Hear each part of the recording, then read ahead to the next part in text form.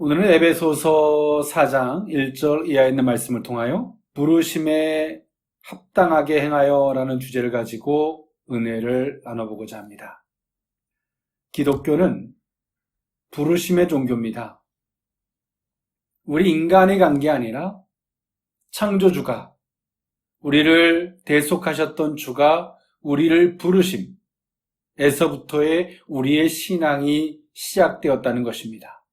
그래서 오늘 우리의 신앙은 분명히 전제적으로 인정을 해야 되는 것이 있는데, 하나님의 부르심에서부터 출발됐다라고 하는 우리 속에 명확한 의식이 필요합니다. 그러지 않으면 우리는 내가 하나님께 왔다라고 하는 의식을 갖는다면 우리의 한계라고 하는 관점에서 우리는 흔들릴 것이고요. 내가 하나님께 왔다라고 하는 생각 속에서 우리는 많은 방법론 속에 헤매일지도 모릅니다. 그러나 우리의 신앙은 하나님께로부터의 부르심에서부터 출발했다는 것.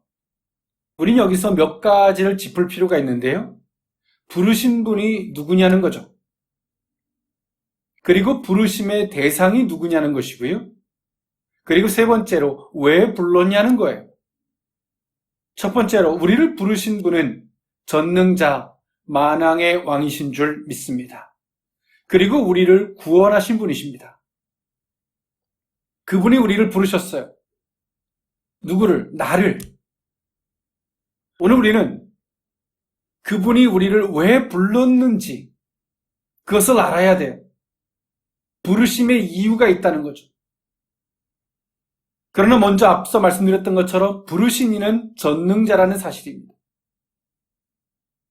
그래서 오늘 성도는 모든 것들에 불가능한 것 속에서도 강건할 수도 있고 연약한 것 속에서도 충만할 수 있는 이유는 그분이 우리를 부르셨기 때문입니다. 그분은 전능자 만왕의 왕이시라는 거죠. 그분이 오늘 우리가 형편, 처지, 연약함을 다 아시고 우리를 부르셨어요.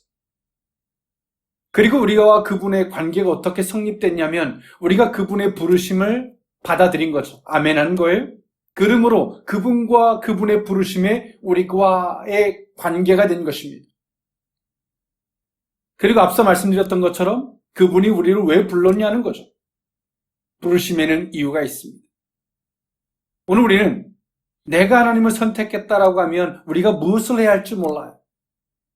또 해야 되는 걸 우리의 머릿속에서 찾을지도 모릅니다. 그런데요, 그분이 우리를 부르셨기 때문에 부르심의 이유를 우리가 분명히 알아야 합니다. 그 속에서 우리의 신앙이 충만해지고 더욱더 강건해질 줄 믿습니다. 오늘 본서 에베소서 저와 여러분들이 너무나 잘 알고 있는 말씀이에요. 사도 바울이 AD 61년에서 62년경에 사도 바울이 로마의 1차 감옥에 투옥되었을 때 오늘 이 에베소서를 기록하게 됩니다. 오늘 이 에베소서의 수신자는요, 에베소 교인뿐만이 아니라 세계 각지의 성도들이겠죠. 그리고 인간의 죄를 대속하기 위해서 십자가에서 돌아가시고요, 결국 부활하신 그리스도를 구속의 주로 섬기는 지상의 교회가 세워지게 된 근원과 목적을 밝힘으로써요, 교회의 강건함과 성도들의 영적 성숙을 도모하기 위해서 오늘 사도 바울은 로마 1차 감옥에 투옥되어 있을 때 오늘 이 본서를 기록하게 됩니다. 그리고 오늘 에베소서 4장, 오늘 이 본문의 말씀은요, 오늘 에베소서 1장에서 3장까지는요, 원리적이고 교리적인 것을 다루고 있다면 오늘 4장에서 6장은요, 주로 실제적인 면을 다루고 있는 것이 오늘 본문의 말씀입니다. 그러면서 오늘 본문은 하나님과의 수직적 관계를, 그리고 인간과의 상호적, 즉 수평적 관계를 이루는 연합적 관계를 이루어야 된다라고 사도 바울은 말하고 있죠. 그러면서 사도 바울이 오늘 본문에 말하고 있는 것, 부르심에 합당하게 행하자. 오늘 그것이 사도 바울이 주장하는 것입니다. 오늘 하나님이 우리를 부르셨다라고 하는 것은 놀라운 특권입니다. 정말 감격스러운 은혜죠. 피조물 된 자가 주의 자녀로 부름을 받았고요. 죄인 된 타락된 자가 구원의 은혜로 부르심을 받았습니다. 연약한 자가, 사단의 세상에 붙들려 있던 자가 만왕의 왕 능력의 하나님이 우리를 부르신 거죠. 엄청난 특권입니다. 그러나 그 특권 앞에서 오늘 우리가 해야 할 행동이 있음을 사도 바울은 제시해주고 있는데 그것이 뭐냐? 부르심에 합당한 성도들의 삶이 되어야 한다라고 에베소서 4장에서 오늘 사도 바울은 주장하고 있는 것입니다. 부르심에 합당하게 행하여 그 의미를 세 가지로 나누어 살펴보고자 합니다. 첫 번째로는 하나 되게 하신 것을 힘써 지킨다는 의미입니다. 에베소서 4장 2절에서 3절에 있는 말씀인데요. 모든 겸손과 온유로 하고 오래 참음으로 사랑 가운데서 서로 용납하고 평안에 매는 줄로 성령이 하나 되게 하신 것을 힘써 지키라 라고 사도 바울은 말해주고 있습니다. 오늘 사도 바울이 말하는 것, 부르심에 합당한 것이 과연 뭐냐? 성령께서 오늘 우리에게 하나 되게 하신 그것을 힘써 지키는 것, 곧 그것이 부르심에 합당한 성도들의 삶이라는 거죠. 교회는 교회로서 하나 되게 하신 은혜가 있습니다. 그것은 이 세상이 제시한 것이 아니라 우리를 부르신 이가 우리에게 친히 제시하신 것입니다. 우리를 지으신 이가 제시하신 것이고요. 우리를 대속해 주신 주가 우리에게 제시하신 겁니다. 이것이 성도들의 삶이고 부르심을 받은 성도들의 행동이 되어야 한다는 것이죠. 겸손과 온유, 그리고 오래 참음으로 사랑 가운데서 서로 용납하는 것, 평안에 매는 줄로 성령이 하나 되게 하신 이것을 우리는 지키는 것이다 라고 사도 바울은 말해주고 있어요. 교회는 그리스도가 머리십니다. 그리고 그 그리스도는 성도들을 하나 되게 하셔서 서로가 통일성을 이루게 하시고 수직적으로는 하나님께는 영광이 되게 하시고요. 수평적으로는 성도들과 서로가 하나 되어져서 교회가 한 몸이 되어 세워지게 하는 것, 이것이 주님이 원하시는 것입니다. 오늘 우리는 부르심을 받았지만 내가 하나님을 선택한 것 같은 방법론으로 신앙생활하는 사람들이 많죠. 그리고 하나님 우리를 부르셨다고 하는데 왜 불렀는지, 부르심의 이유, 부르심의 목적을 모르는 채 오늘 내가 보기에 좋은 대로 신앙생활하는 사람들이 많아요. 그래서 거기서 상처받고 시험에 드는 거예요. 부르신 이의 목적과 이유를 생각한다면 우리는 시험에 들지 않습니다. 그것 자체가 우리의 삶의, 우리의 신앙의 기준이 되기 때문이겠죠. 오늘 그것이 뭐냐? 오늘 사도 바울은 성령이 평안의 줄로 성령이 하나 되게 하신 것이라는 거죠. 그 성품 중에서 겸손, 온유, 오래 참음, 사랑 가운데 서로 용납하는 것. 오늘 이것이 우리에게 있어야 한다는 거예요. 그럴 때 어떻게 될까요? 머리가 되신 그리스도께서 친히 기뻐하실 줄 믿습니다. 교회가 교회다워지고 성도가 성도다워지는 것입니다. 그래서 오늘 우리는 건강의 위해를 받아서 가난 때문에 우리가 그것으로 연단받아서 성도다워지는 것이 아니라 성도들 간에 사랑과 온유와 겸손과 오래 참음으로 서로 대하면서 그것이 우리에게 어느 한편에서 보면 그리스도의 사랑을 실천하는 것이고 그것이 우리에게 연단하고 단련되어져서 성화되어지게 하시는 방편이 된다는 사실입니다. 오늘 우리에게 있어서 우리를 단련하고 연단하는 것이 세상의 채찍이나 환난 따위가 되지 않아야 합니다. 이처럼 영혼들을 돌아보고 그리스도 예수 안에서 성도들과 유기적으로 그렇게 하나됨이 그것을 위해 아파하고 또 진통을 겪으면서 오늘 우리가 성장해 간다면 이런 성장의 방편이 된다면 얼마나 좋을까요?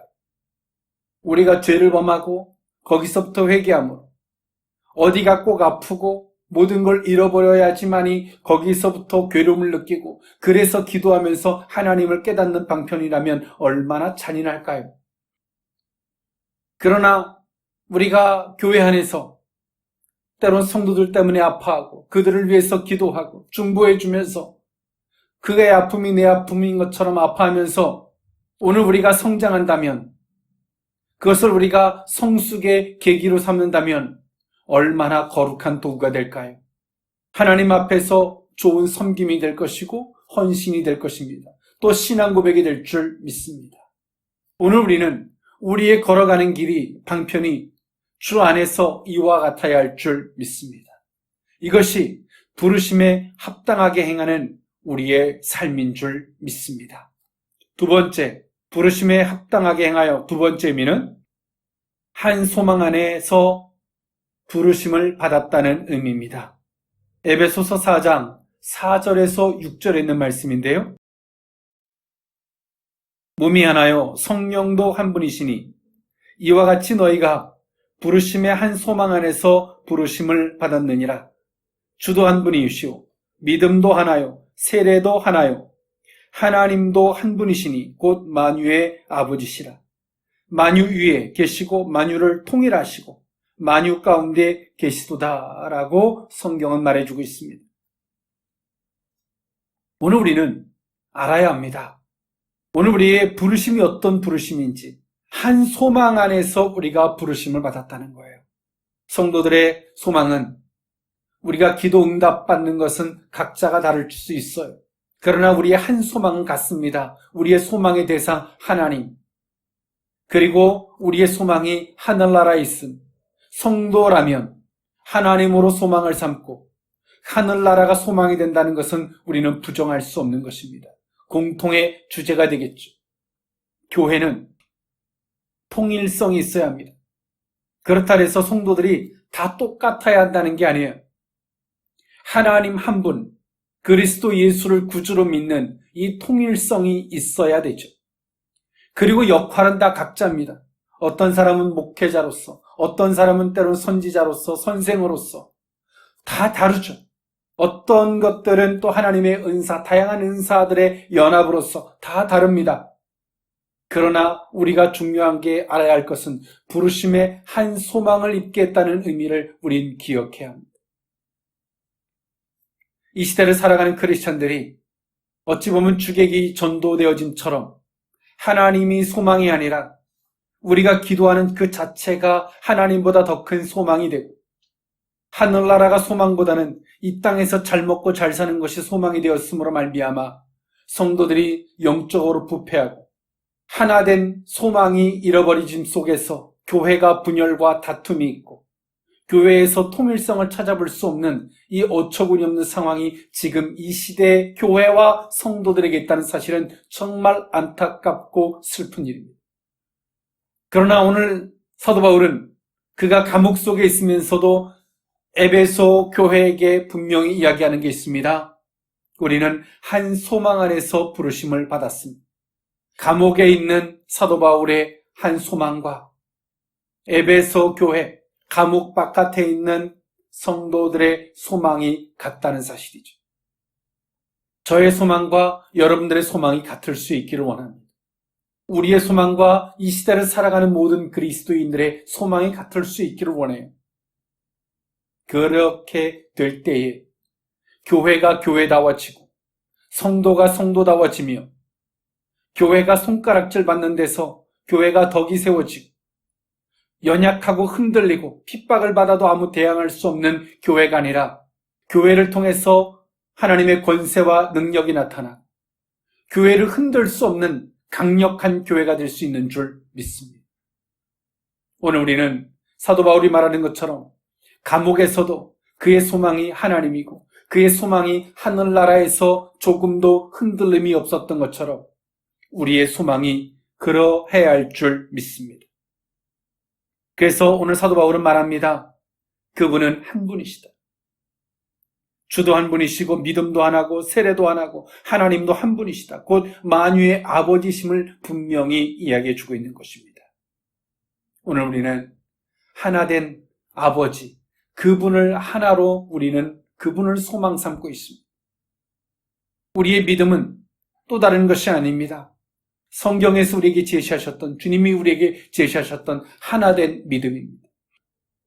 저마다 다 생각이 다르고 역할이 다를 수 있지만 우리 이것만큼은, 이 하나된 만큼은 흔들릴 수 없는 것입니다. 때론 초대교회가 믿음이 하나가 아니라 믿음이 두 가지가 됐을 때 교회는 분열이 왔습니다.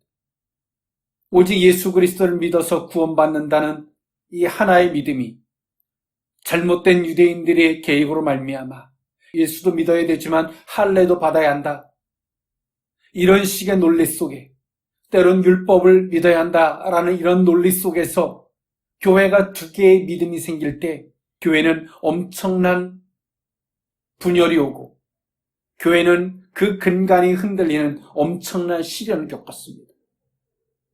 지금 오늘 우리 한국교회가 어려움을 겪는 이유, 누구 때문에가 아닙니다. 정치, 사회, 이것은 상황적이고 변두리적인 문제입니다. 근본적인 문제는 우리 자신들에게 있는 것입니다. 지금 교회가 하나된 믿음에서 얼마나 많이 변질되어졌습니까? 때론 피터 와그나가 주장했던 것처럼 신사도, 그 12사도가로서 부족하다, 이제 새로운 사도가 필요하다, 이런 식의 잘못된 논리들, 그것을 어느 일부의 교회들이 받아들이고, 그럼 속에서 지금 한국교회는 하나의 믿음이 아니라 두 가지, 세 가지의 믿음 속에 엄청난 혼란들을 겪고 있어요. 때론 종교다원주의의 WCC 종교다원주의처럼 또 다른 믿음, 그런 믿음들이 오늘 우리 교회가 하나된 믿음이 아니라 엄청난 이런 저마다의 믿음들, 성경에서 제시하는 그 믿음을 잃어버린 한국교회는 정치, 사회, 경제, 또 세계 강대국들로 말미암아 엄청난 시련과 아픔을 겪고 있습니다. 그리고 더 안타까운 사실은 그 가운데 살아가는 성도들이 분별력 없이 그들이 말하는 것에 춤을 추고 있다는 사실입니다. 오늘 우리의 성도들의 원인은 바깥에서 찾는 것이 아니라 우리 안에서 찾아야 하는 것입니다. 바깥에서 찾는 것이 아니라 성경 안에서 찾아야 되고 하나님 안에서 찾아야 되고 하나님께로 돌아가고 성경으로 돌아갈 때만이 근본적인 회복이 된다는 사실을 기억할 수 있었으면 좋겠습니다. 마지막 세 번째로, 부르심에 합당하게 행하여 마지막 세 번째 의미는 그리스도의 몸을 세운다는 의미입니다. 에베소서 4장 11절에서 13절에 있는 말씀인데요.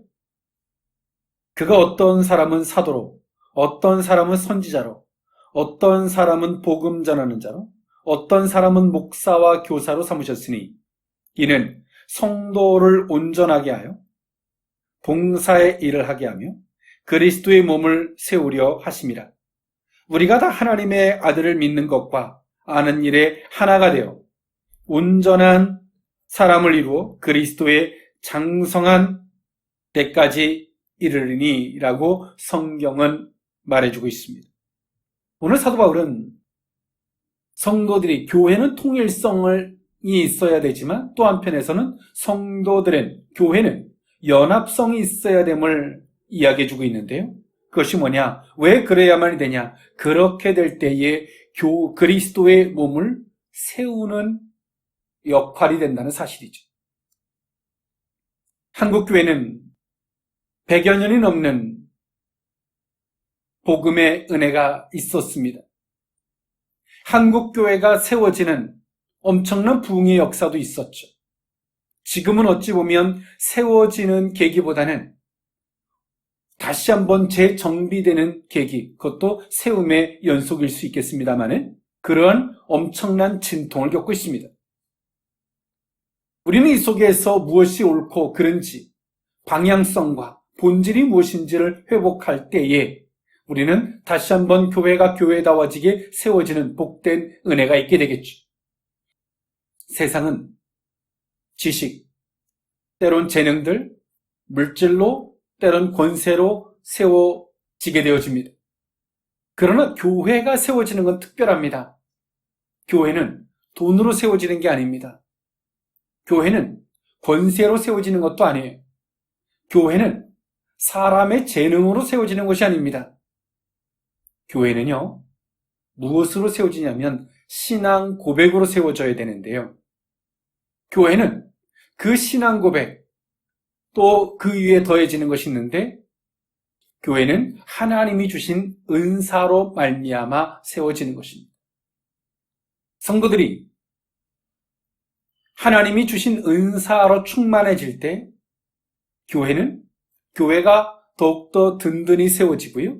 든든히 세워짐 속에서 세상의 것이 보여지지 않습니다. 세상의 물질, 세상의 화려함 따위가 교회에서 보여지지 않아요. 그 교회를 세우신, 성도들을 부르신 하나님만이 보여져요. 그래서 교회는 그 은사가 있어야 돼요. 그리고 성도들은 그 은사를 사용해야 합니다. 여기서 말하는 은사는 신유적이고 예언적인 이런 은사뿐만이 아니라 여기서의 은사는 성도들에게 주어진 다양한 것들을 이야기하는데요. 또 하나님 앞에 섬기는 것도, 헌신하는 것도, 또 우리가 인내해주고 용납해주는 이 모든 것들이 다 은사입니다. 하나님께로부터 받은 은사도 있지만 또 우리가 하나님을 알아가면서 후천적으로 받아지는 은사도 있어요. 오늘 우리는 그런 은사들을 성도들이 깨닫고 그리고 은사들을 활용함 속에서 성도들이 그 역할, 자신들에게 주어진 역할 속에서 은사들을 사용하게 될 때 그리스도의 몸이 세워져 가는 거예요. 교회가 세워져 가는 것입니다. 오늘 우리가 어떤 직분을 맡았을 때, 교회 안에서 직분을 맡았을 때 처음엔 기쁘죠. 감사하죠. 그런데요, 그것을 내가 감당할 수 있는 역량이 되지 못할 때 어떻습니까, 여러분? 지칩니다. 때론 교회 가는 게 버거워요. 말씀을 듣고 찬양하는 건 좋은데 그 자체가 버겁게 느껴질 때가 있어요. 그럴 때 우리는 생각해야 되죠. 내 속에 기름이 떨어졌거나 내 속에 정말 하나님의 은사가 없다는 사실을 우리는 알아야 돼요. 그래서 오늘 하나님께 우리는 구하는 거죠. 하나님, 내게 이 모든 것들을 감당할 은사를 주시옵소서. 그래서 사도 바울은 다양한 은사, 역할들을 이야기해 주죠. 어떤 사람 목사, 선생, 다양한 역할들을 이야기해요. 그 역할을 받은 사람들이 하나님의 은사로 말미암아 감당되어질 때에 교회의 몸이, 그리스도의 몸이 세워지는 거예요. 그런데 오늘 우리는 이 시대의 교회가 하나님이 주신 은사로 말미암아 세워지기보단 교회를 세상의 방법으로 세우려고 그러고 교회를 물질로, 교회를 세상의 논리로 교회를 세우려고 하니까 교회를 통해서 비춰지는 모습이 세상의 화려함, 세상의 권력으로 비춰지는 거예요. 그러나 성도들이 하나님의 은사로 말미암아 자신들에게 주어진 역할을 감당하게 될 때 그 교회가 세워지고 그 교회가 세워지는 것을 모든 사람들이 볼 때 세상의 화려함 따위가 보이지 않습니다. 성도들을 부르신 그 교회를 세우신 그리스도의 몸된 주님만이 보이게 되는 줄 믿습니다. 오늘 우리에게 필요한 것은 하나님의 은사가 필요합니다. 그리고 내게는 어떤 은사가 있는지를 알아야 돼요. 그리고 그 은사를 통해서 우리는 내가 맡은 역할이 무엇인지를 알아야 합니다. 그러나 한국교회는 꼭 신유와 예언하고 이런 것만이 은사인 것 같은 오도를 범했어요. 결코 옳지 않습니다. 만약에 주방에 봉사해 주시는 그런 은사가 없다면 어떨까요? 누군가가 헌신해주고 살펴주는 은사가 없다면 어떨까요? 이처럼 하나님은 그리스도의 몸을 세워감에 있어서 저마다 역할을 주셨지만 그 역할을 감당할 은사도 주셨습니다. 그러나 우리는 우리에게 주어진 역할을 은사로 감당하려고 하기보다는 세상의 논리로 내 힘으로 감당하려고 하기 때문에 오늘 우리는 이렇게 초라한 자가 되고 연약한 자가 되고 병든 자가 되고 하나님의 일이 버거운 수고하고 무거운 짐진 자로 전락해버렸다는 사실을 우린 기억해야 합니다. 다시 한번 하나님이 주신 은혜로 모든 것들을 세우고자 할 때에 성도가 성도다워지고 교회가 교회다워지는 이 복된 은혜가 있게 될 줄 믿습니다. 기도하시겠습니다. 은혜와 자비가 풍성하신 하나님, 우리를 부르신 이는 만왕의 왕이시고 우리를 부르신 이는 우리를 구원하신 분이신 줄 믿습니다. 부르심에는 목적과 이유가 분명히 있을진데 부르심에 합당한 우리의 모든 삶이 되게 하여 주옵소서. 하나 되게 하신 것을 힘써 지키는 은혜가 있게 하시고 한 소망 안에서 부르심을 받았기에 오늘 우리의 소망이 하나가 될 수 있도록 은혜 더하여 주옵소서. 그리고 하나님이 주신 역할을 하나님이 주신 은사로 감당하려고 하기보단 세상의 것으로 감당하려고 했던 어리석음을 용서하옵시고 다시 한번 회복의 은혜가 우리 모두에게 임하게 하여 주옵소서. 축복하옵고 예수님의 이름으로 기도하옵나이다. 아멘.